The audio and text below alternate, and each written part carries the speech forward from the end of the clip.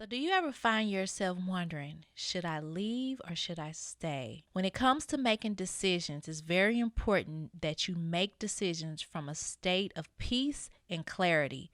I'm going to share 5 tips in this show on how you can begin to make the right decisions that guide you to exactly what you desire.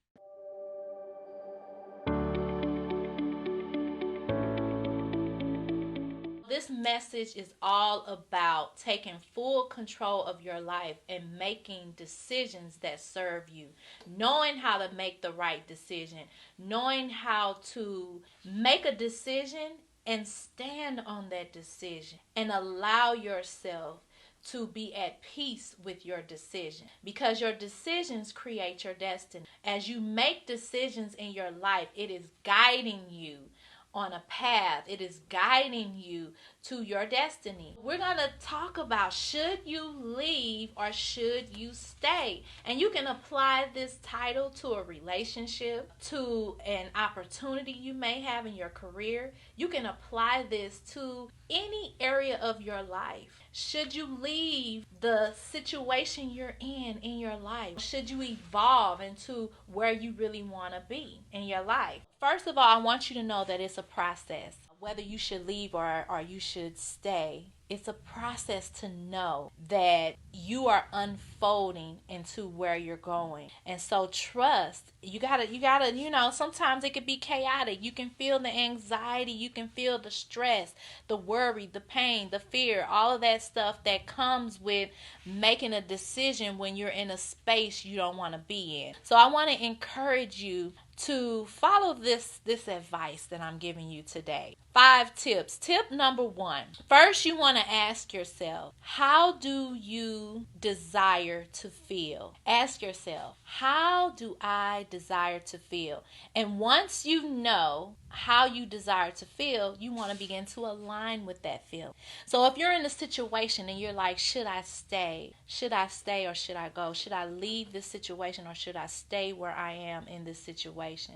How do I want my life to play out? How do I want things to look? Or how do I want things to be in my life? Are you right now stressed in a situation you don't want to be in right now? Maybe you're feeling stressed and you want to feel more calm. You want to feel more peace. Align with that, because sometimes you can be in this stressful, worrying, anxious, just a bad season in your life, and you're so out of whack with how you want to be and how you want to feel that you're not even aware of how you're feeling. You're just so focused on that situation. So first and foremost, you want to slow down, get your mind off the situation and focus on you, your health. I want to feel powerful. I want to feel confident. I want to feel strong. I want to feel courageous. I want to feel free. I want to feel happy. I want to feel at peace. So when you know that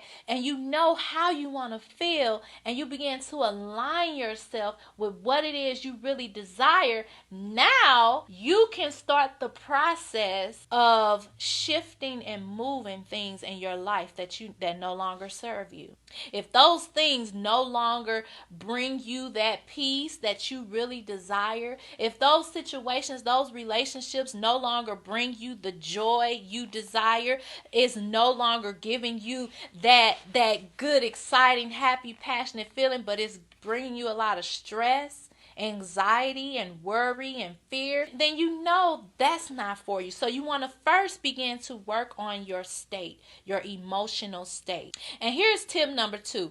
Don't make any permanent decisions from a place of emotional pain. Don't make any permanent decisions from a place of emotional pain. See, a lot of times people are in so much pain, they're so upset, it's hard to even think clear because of the emotional pain. So when you're in all of this emotional pain, you're not going to make the right decision that serves you, because really that energy that you're feeling, those emotions that you're dealing with, those things they creep into other areas of your life. They creep into your decision making. They creep into your mindset. They creep into your finances. They creep into your relationships and your health. And then you see one thing, you have this situation, and you start off like, man, I had this situation and this problem, but it now led to all these other situations in other areas in my life,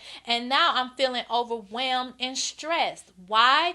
Because you're emotionally dealing with pain. This energy is a painful energy, and it's time for you to heal your state, get free of that, so that you can begin to make the right decisions for yourself. See, if you continue to stay in that emotional pain, continue to allow yourself to be in that upset, fearful, unhappy, disappointed place in your life, guess what? What you constantly focus on, what's constantly consuming you, is what you continue to attract. And so you continue to get results you don't want. You continue to deal with the same situations you don't want to deal with.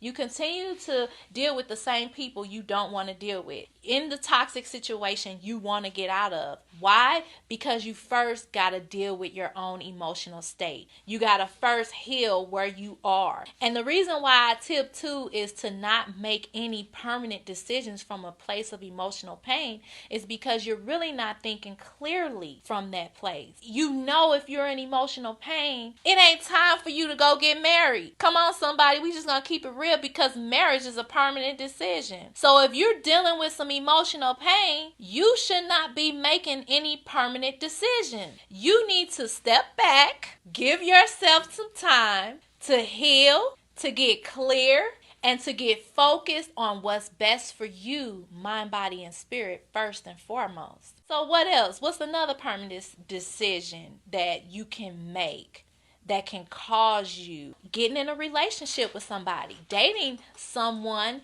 and you are broken? And you may say, well, what's wrong with dating? Nothing's wrong with dating.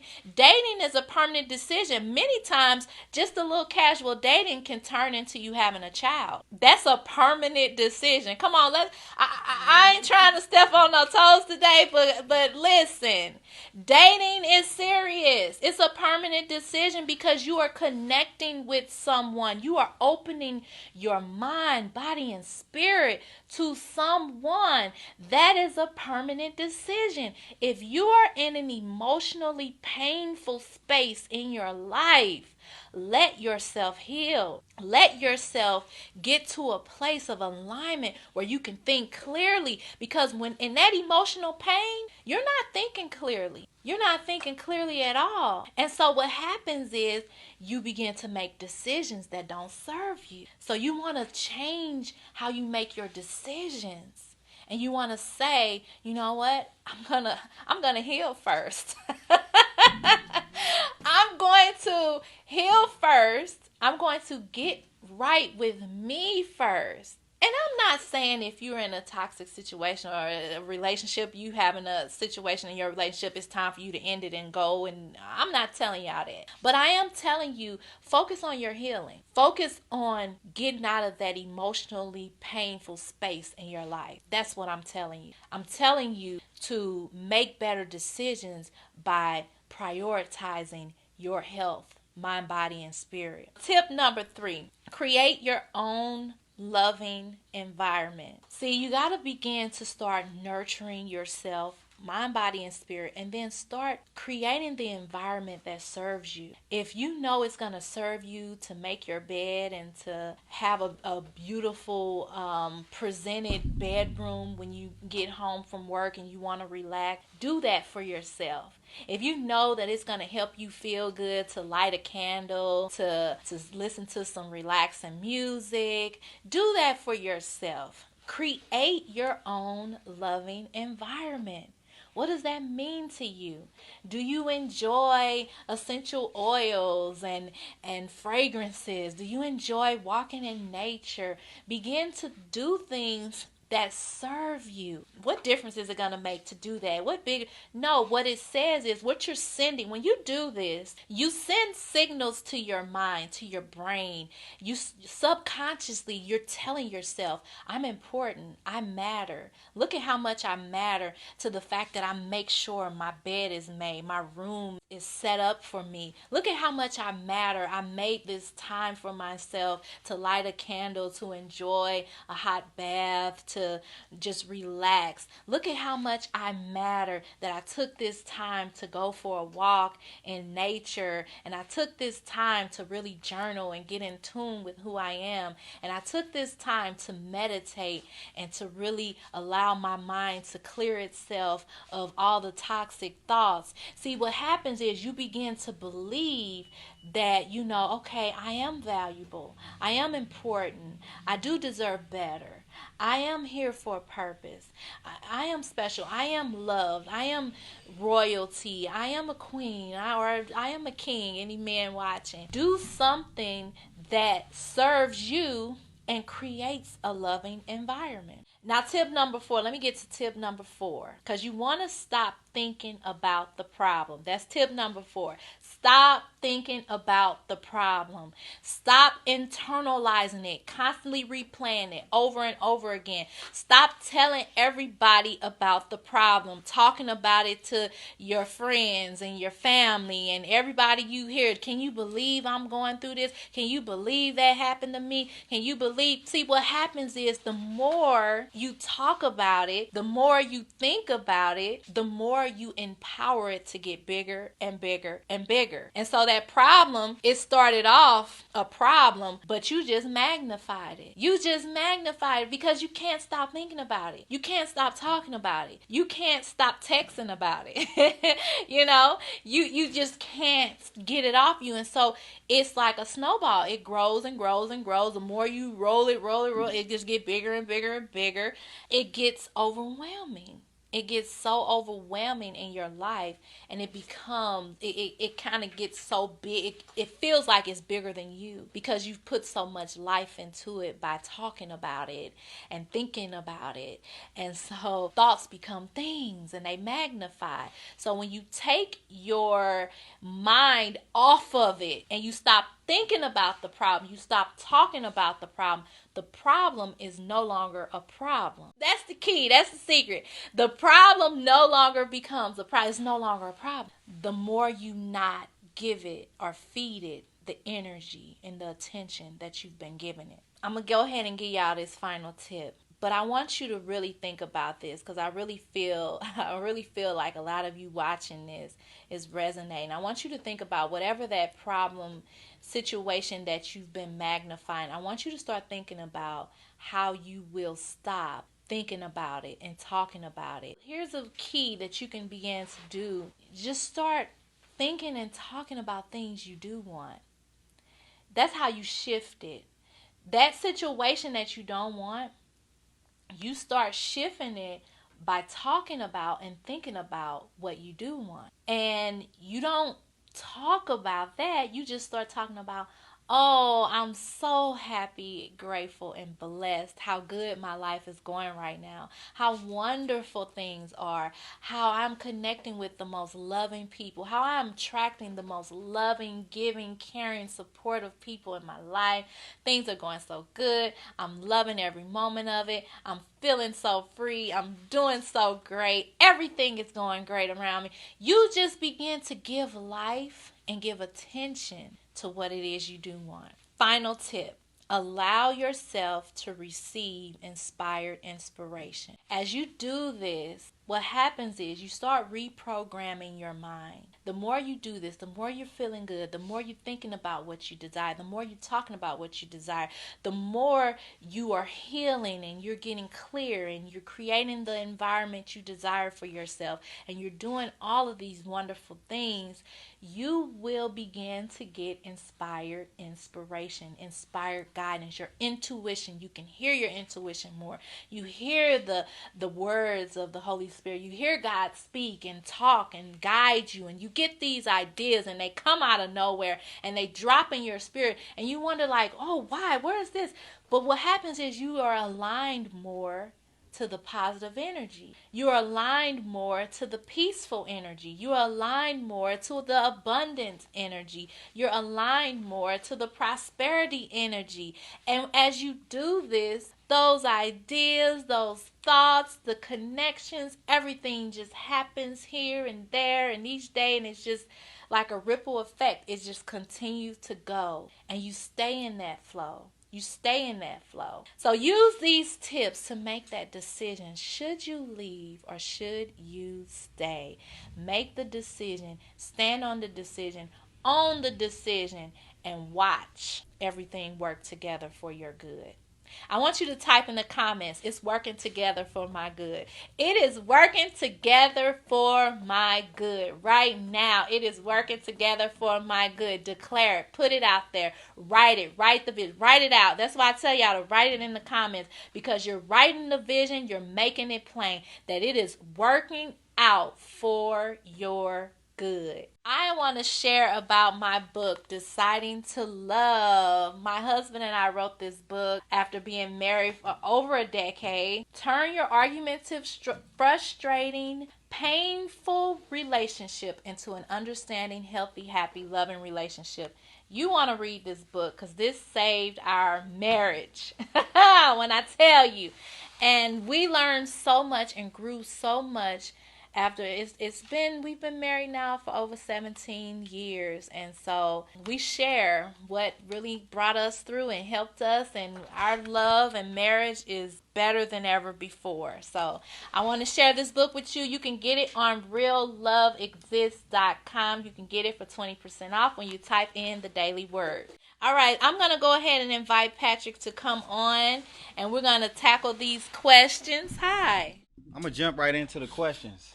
All right. Do you think someone can be in love with you without actually meeting you in person? What are your thoughts about long distance relationships? Well, first of all, do I think someone can be in love with you without meeting in person? That's a question I really don't know. I've never experienced being in love with somebody that I've never met in person. I know you can have a strong connection just from talking to a person and getting to know a person through conversation. Hopefully y'all doing a lot of FaceTiming, because you really want to see a person's facial expressions to pick up and to get a feel for their spirit and you know, all of that. So I don't know about whether or not you can fall in love without meeting in person. But as far as long distance relationships, I think long distance relationships can work, but at some point I think you shouldn't be long distance, because we experienced it. Our second year of dating was a long distance relationship. We maintained a connection. I could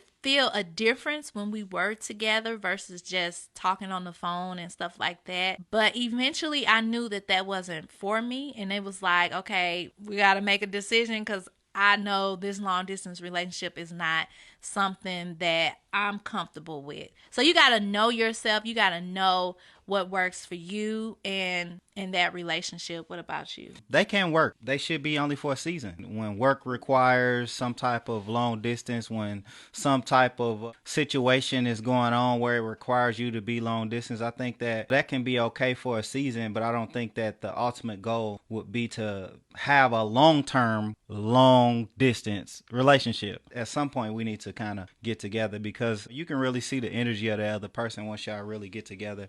And sometimes that's different than being on the phone. Like, just being frank, you might not have the same interaction in person that you have talking over the phone or with FaceTime. So it's definitely important to get in front of that person directly to, you know, really see how you feel with that person presently in front of you. So we have another question. Is it possible to heal where you were broken? Of course, definitely.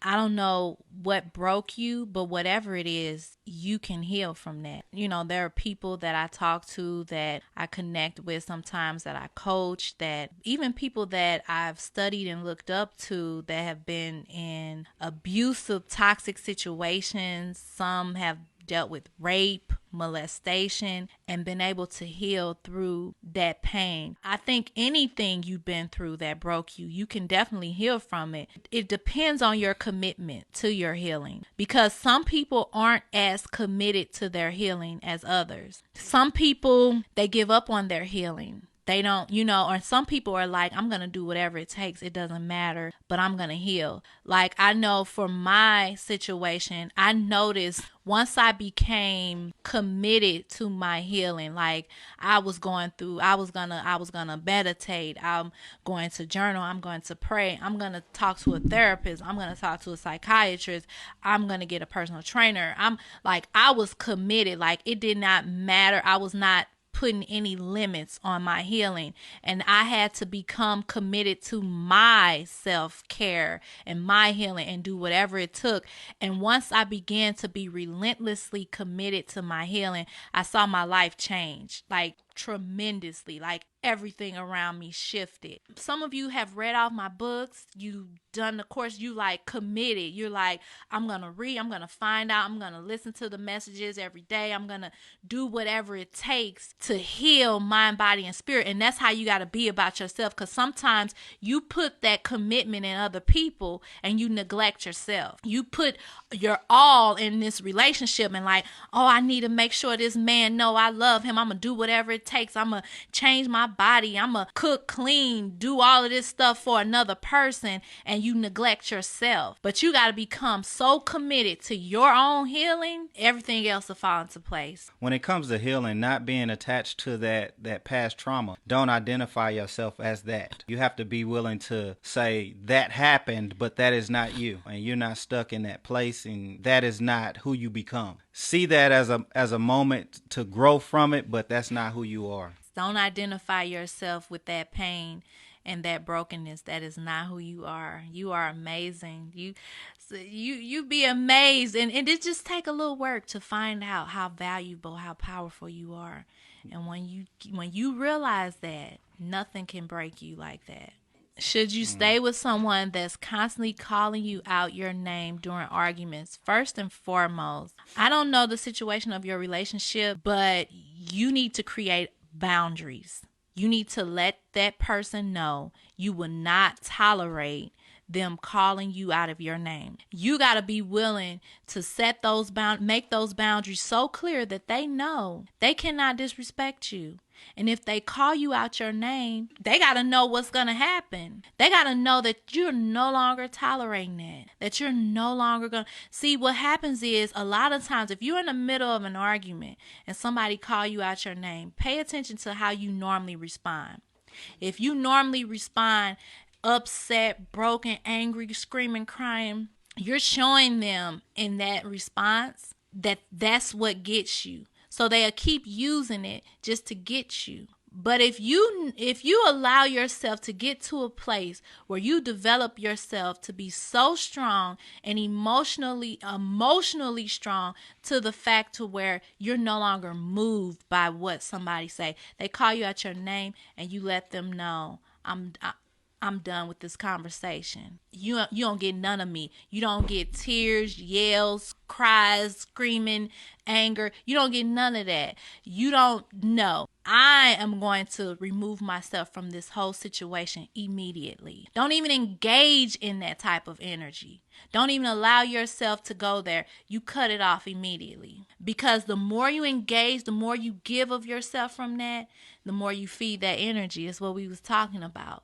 The more you talking about the problem, thinking about the problem, it's growing. So you cut it off by completely removing yourself. That's how you create strong boundaries. You put action behind them. Yeah, that's a good question. She said, when all you know is toxic, bad relationships, how do you finally know that this is the one? See, what happens is when you get so used to those kind of relationships, you know why I'm so excited about this question, y'all? I'm like super excited about this question because I'm writing about this in my new book. Oh, I'm super excited about this question. What happens is you begin to lose trust for yourself. your own decision making. You get so used to, it's like you're opening the door for toxic people because you're in need of validation. I was there. I understand where you are. You constantly open up the door. You constantly wanting their acceptance, but the people you want the acceptance from are people who don't really want to treat you right. It's like you're attracting people who are against you. It's like you, and I write about this in a book. I talk about how you become your own worst enemy. Y'all, I'm about to drop. Y'all gonna see this book is I'm gonna be releasing for pre-orders within next week. But listen, you lose trust for yourself. You believe, I can't trust myself to make the right decisions. I don't know if I'm going to pick the right one because this happened, they did me wrong. This happened, they did me wrong. What happens is you get so caught up in external validations and the relationships of others because you lack a real strong relationship with you. And so the more you let go of that and you get silent and you do the work and you just really get yourself aligned to who you are and your strength and God and who you are created to be, what happens is you're just going to make different decisions. You're going to have more trust in your decision making. And you no longer, like you'll be able to read people so quick and you will know if the relationship is for you or against you. It's the intuition thing that grows. I think once you start doing the self-care and really trusting your intuition and your judgment, because sometimes we can be in that space where we just don't trust the decisions we make because of our past. That's a part of not identifying with your past. Like, though I've made some bad choices before, I'm not that person that I used to be that made those same choices. And then realistically, sometimes we got to evaluate why we've ended up in the same situation. Is it that we're attracted to a certain thing that's not for us? Are you attracted to some exterior things for reasons that don't edify you, that don't benefit you? What is it attracting you to that person? It has nothing to do with the energy. It has nothing to do with the true connection of what you really desire in your life. It has everything to do with external factors that really aren't what you're seeking. Those things you really don't desire. At the end of the day, you want a real connection, you know. So here's another question. How do you overcome self-doubt? Anytime you get a vision, a spiritual vision, like you envision yourself doing something you've never done before and you're like, whoa, that's just beyond me. That is proof that you're meant for it. It's proof. The fact that you receive that internal vision is proof that you can do it. That's all the proof you need, really. Because everything you see tangibly started from unseen. Everything that's seen started from the unseen. So if you have something in you, if you saw a vision of you accomplishing something you've never done, when self-doubt comes, you got to understand, self-doubt is nothing but your past talking. It's your past talking to you. Oh, you've never done that before. You can't do it. You don't have to listen to your past, though. All you need is the proof. That vision that you got, you know that's divine. That's all the proof you need. Just hold on to that. Stick to that. Know that that's it. You don't need any other validation. And even with manifesting, people get so caught up into manifesting material things. I want to see it. I want to see the car. Yeah, I can feel it. It feels good to have it. But when am I going to see it? Seeing it is only for other people. You can know that it's yours already before it's physically seen. So a lot of times you want it to be physically manifested because you want other people to see what's going on with you. But really, you got to become so good in yourself, so at peace with who you are, you and God, and what you know to be true before it's even physically seen. And as you do that, you don't need other people's validation. You don't need them to see it. Yeah. That vision you have is proof enough that it's already yours and it's already done. Yeah. If it's against the things that you know that God has dropped in your spirit, don't receive it. Those negative thoughts, those negative perspectives, those negative ideas or outcomes, don't receive those things. Stay connected to the purpose and the goodness and the positivity and all the things that you seek to desire. as opposed to receiving anything against the things that you know that God has put in your heart for you to do. Yes, this is good. This is so good, guys. I want to remind you all to be sure to get the book, Deciding to Love, on realloveexists.com. You want to talk about this book?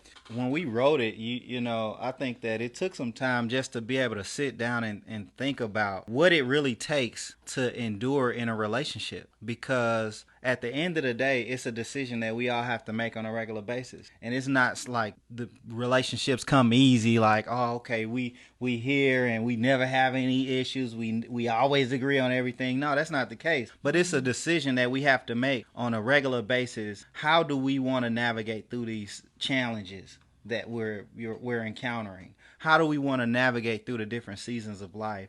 One of the biggest things about what we learned writing that book is how not to take things personally, how not to get all caught up in your feelings all the time and let your feelings get in the way. Yeah, because that can create all type of doubt and all type of negative thinking when you take the things that an individual say personally. Because sometimes the things that come out of another person could be on the basis of what they dealing with themselves. And sometimes, ladies, here's a little key, a little secret I want to share.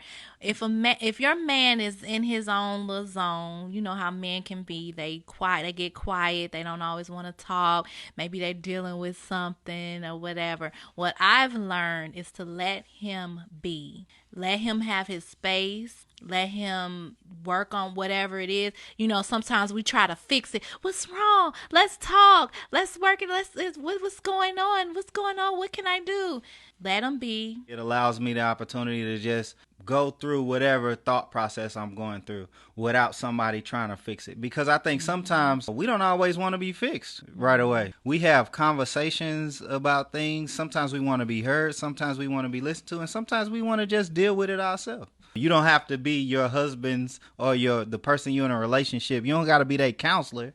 Yeah. Sometimes they want to just chill or give you a little something to let you know how they feel, but they don't always want a counseling session. Deciding to Love, get the book at realloveexists.com. Click the link in the comment section. Thank you, guys. There was one last question before we go. We'll save it for next show. Okay, we'll save it for the next show.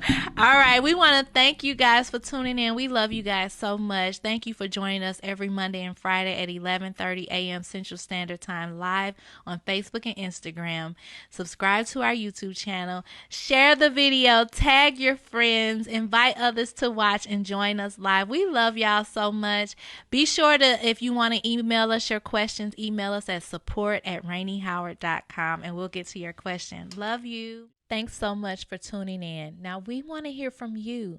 Share your advice, your decision-making advice. How would you decide? Should you leave or should you stay?